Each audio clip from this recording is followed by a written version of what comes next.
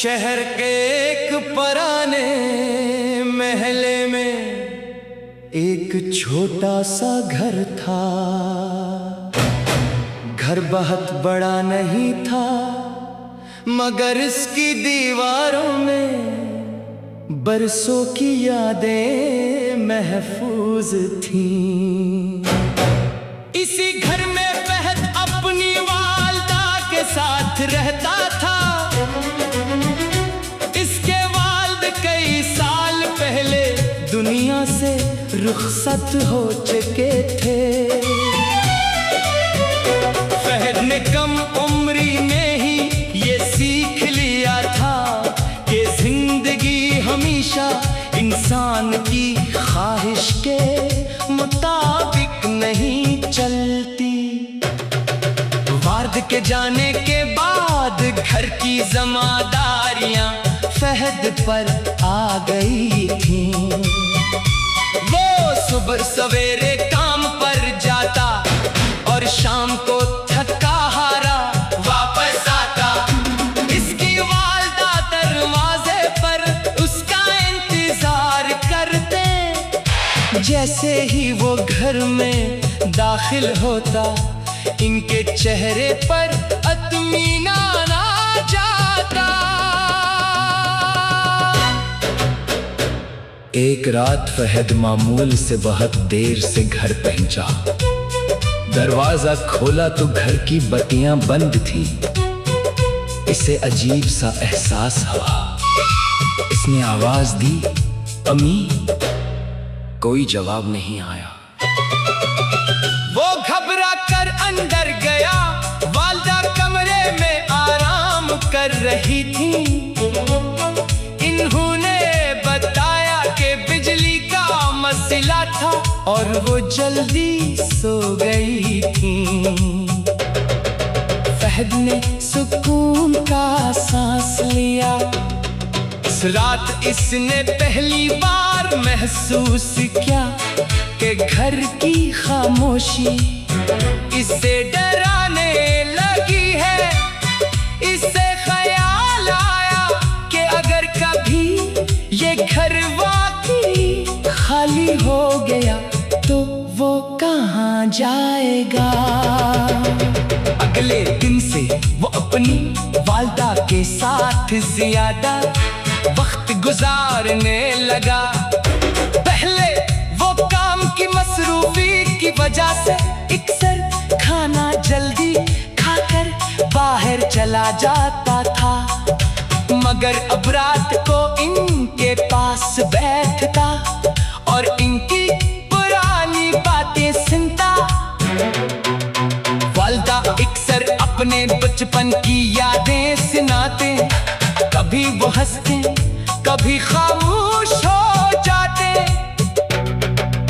एक दिन इन्होंने कहा, बेटा, घर दीवारों से नहीं बनता, घर इन लोगों से बनता है जो एक दूसरे का ख्याल रखते हैं। फहद ने ये बात दिल में महफूज कर ली। कुछ अरसे बाद फहद को दूसरे शहर में एक अच्छी मुलाजमत की पेशकश हुई। तनख्वाह बहुत बेहतर थी, मगर इसके लिए इसे अपनी वालिदा से दूर जाना पड़ता। वो कई दिन परेशान रहा। आखिरकार इसने वालिदा से बात की। इन्होंने मुस्कुरा कर कहा, अपने मुस्तकबल के लिए जाओ, मेरी फिक्र ना करो।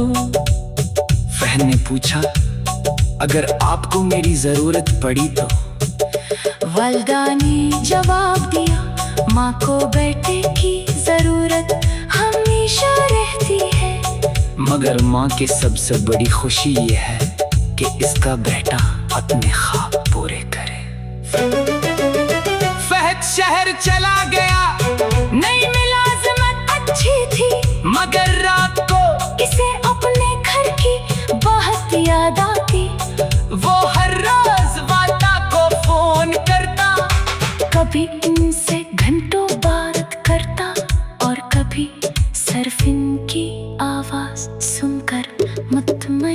जाता। चंद माह बाद वो चिट्ठी लेकर वापस आया। घर का दरवाजा खोला तो वही पुरानी दीवारें, वही सहन और वही कमरा सामने था। लेकिन इस बार इसे घर पहले से ज्यादा खूबसूरत लगा। वाल्ता ने इसे देखते ही गले लगा लिया। इसरार शहद ने घर के तमाम बत्तियां रोशन कर दे। वाल्ता ने हैरत से पूछा, इतनी रोशनियां क्यों? फहद ने मुस्कुरा कर कहा, क्योंकि अब मुझे समझ आया है कि घर की रोशनी सिर्फ बिजली से नहीं होती। जब अपने लोग साथ हों तो अंधेरा भी रोशन लगता है। वक्त गुजरता रहा, फहद ने मेहनत की करके हासिल की और अपनी वाल्दा को अपने करीब रखने का इंतजाम कर लिया। इसने अपने जिंदगी से एक बहुत बड़ा सबक सीखा। इंसान दौलत, मुलाजमत और कामयाबी हासिल कर सकता है, मगर अगर इसके पास अपनों की मोहब्बत न हो तो बहुत सी कामयाबी थोड़ी महसूस होती है। खाली घर सिर्फ वो नहीं जिसमें कोई इंसान न हो। कभी कभी घर लोगों से भरा होता है, मगर मोहब्बत और अपनाई न हो तो वो फिर भी खाली लगता है। और कभी एक छोटा सा घर जिसमें सिर्फ दो लोग रहते हों, दुनिया की सबसे खूबसूरत जगह बन जाता है। क्योंकि घर की खूबसूरती इसकी दीवारों में बरसों की यादें महफूज थी। इसी घर में फहद अपनी वाल्दा के साथ रहता था। इसके वालिद कई साल पहले दुनिया से रुखसत हो चुके थे। फहद ने कम